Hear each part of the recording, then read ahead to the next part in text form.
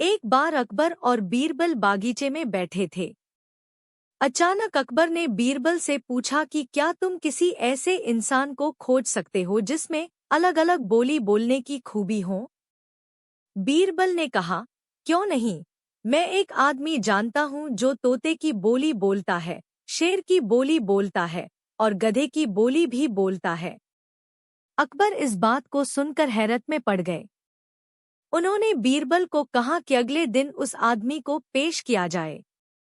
बीरबल उस आदमी को अगले दिन सुबह दरबार में ले गए और उसे एक छोटी बोतल शराब पिला दी। अब हल्के नशे की हालत में शराबी अकबर बादशाह के आगे खड़ा था।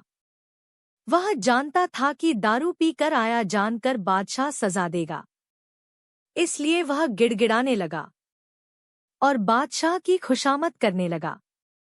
तब बीरबल बोले कि हुजूर, यह जो सजा के डर से बोल रहा है वह तोते की भाषा है। उसके बाद बीरबल ने वहीं उस आदमी को एक और शराब की बोतल पिला दी। अब वह आदमी पूरी तरह नशे में था।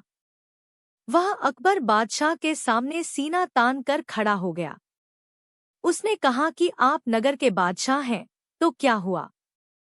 मैं भी अपने घर का बादशाह हूँ। मैं यहाँ किसी से नहीं डरता हूँ। बीरबल बोले कि हुजूर, अब शराब के नशे में निडर होकर यह जो बोल रहा है यह शेर की भाषा है।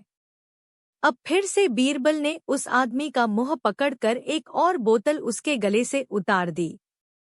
इस बार वह आदमी लड़खड़ाते गिरते पड़ते हुए जमीन पर लेट गया और हाथ पांव हवा में भांजते हुए मुंह से उलझुलूल आवाजें निकालने लगा।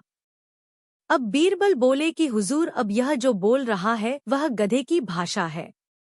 अकबर एक बार फिर बीरबल की हाजिर जवाबी से प्रसन्न हुए और यह मनोरंजक उदाहरण पेश करने के लिए उन्होंने बीरबल को इनाम दिया।